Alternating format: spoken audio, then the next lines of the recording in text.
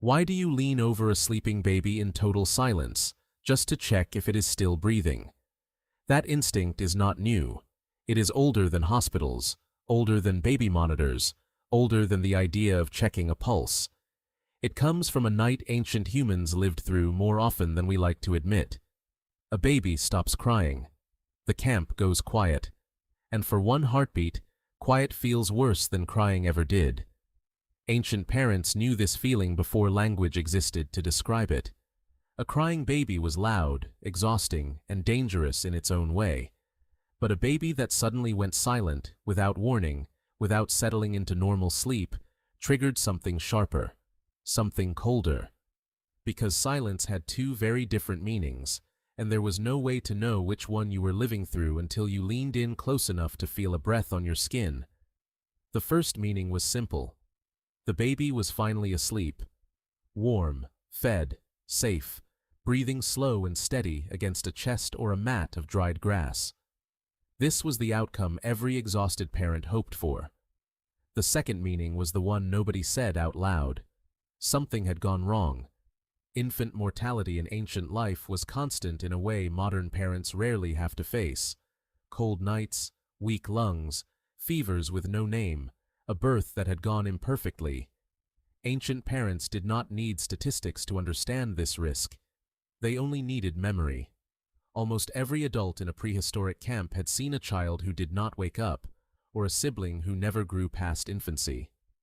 That memory did not stay in the past. It sat quietly under every quiet moment that followed. So when a baby went still, the ancient mind did not relax. It sharpened. A parent would freeze mid-motion, not gasping, not panicking out loud, just suddenly locked in place, eyes fixed on a tiny chest, waiting for the smallest rise and fall. 1 second passed, then another. In that gap, the body reacted before the mind had time to reason anything through. Breath held, heart rate spiking, every muscle ready to act on nothing yet, because there was nothing to act on except waiting. This is the moment worth sitting inside for a second, because it explains something almost every modern parent has felt without ever tracing it back this far. That urge to lean in closer, to hold your own breath so you can hear theirs, to place 2 fingers near a tiny chest, not because you think something is wrong, but because you cannot fully believe nothing is wrong until you feel it yourself.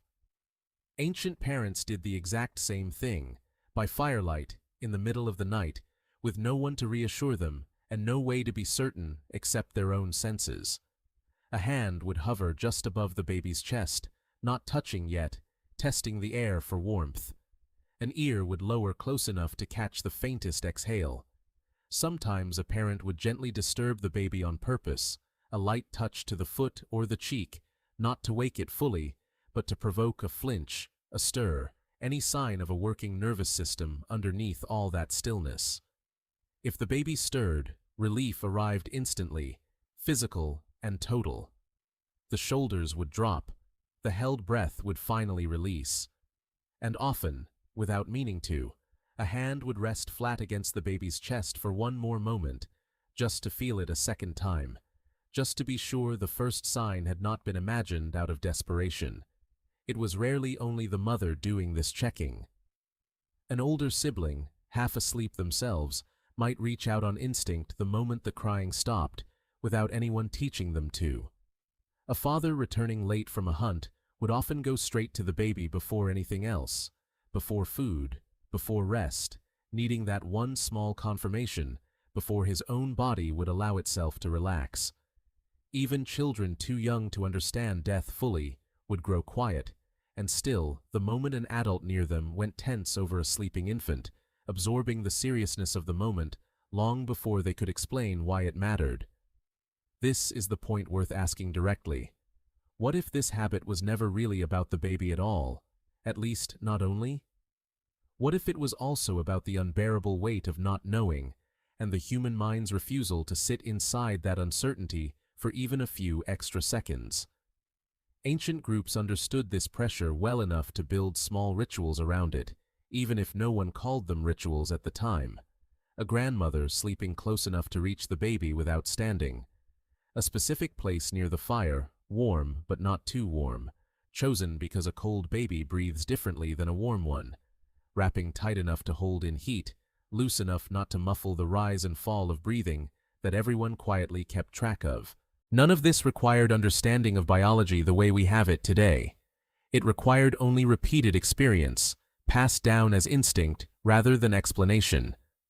The parents who checked, who noticed early, who acted on a gut feeling before anything visibly changed, were more likely to keep their children alive long enough to pass that same watchfulness forward. Some groups developed small physical habits around this too, patterns that look almost like early technology now that we can name them.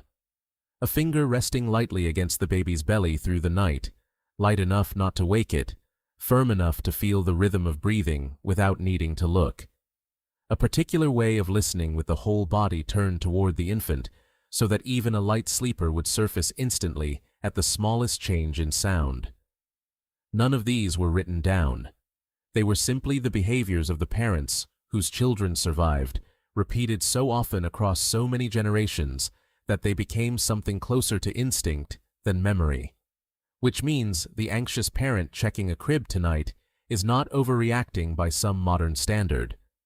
They are running a very old, very effective survival program, one that quite literally kept human infants alive across hundreds of thousands of nights before anyone had a word for oxygen.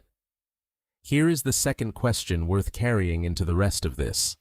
If this instinct was so essential that it shaped how humans raised every generation of children before written history, why does modern life often treat it as something to apologize for?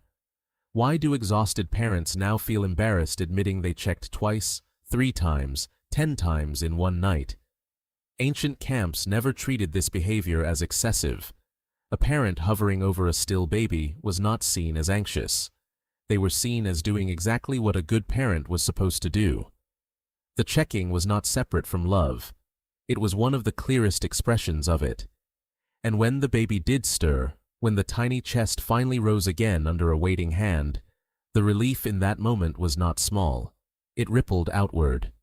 Shoulders relaxed elsewhere in the camp too, even among people who had not been watching directly, because everyone understood what a held breath near a quiet baby usually meant. The fire would seem to breathe easier. Someone would finally shift position without worrying they might have disturbed something fragile. The night would continue. Now picture it slightly differently for a moment. Picture the seconds stretching longer than usual. No stir, no flinch. Only silence sitting exactly where it should not be sitting. What did an ancient parent do in that exact moment, the one none of us likes to imagine? They pressed their whole hand flat against the chest. They brought their face close enough to feel warmth, or the absence of it. They called out, quietly at first, then less quietly, hoping a sound might do what touch alone had not. This is the version of the story that almost never gets told, because it is the version every parent, ancient or modern, hopes never to live through. But it explains why the instinct runs so deep.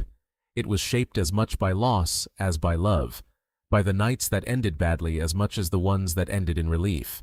And it explains why the checking never fully disappears, no matter how safe modern life becomes. The body does not update its instincts just because the danger around it has changed. So the next time you find yourself leaning over a crib in the dark, holding your own breath, without deciding to, understand what is actually happening underneath that moment. You are not being paranoid. You are not overreacting to nothing. Modern parents now have baby monitors with breathing sensors, apps that track movement through the night, cameras that alert a phone the instant something looks wrong. It is worth asking why an entire industry exists just to do, mechanically, what ancient parents once did with nothing but a hovering hand and a held breath. The technology changed. The fear underneath it did not move an inch. You are running an inheritance, a watchfulness built by parents who had no monitors, no doctors on call, no certainty at all except their own hand on a small chest in the dark, waiting for proof that the world was still safe for one more night. That is why you check if your sleeping baby is still breathing. It was never really about the silence itself. It was about needing to know, with your own senses, that the smallest person in your care had made it safely through one more night in the dark. If this ancient instinct still feels familiar, subscribe to Primeval Psyche. Here, we decode modern behavior through ancient survival. The next fear may be much older than you think.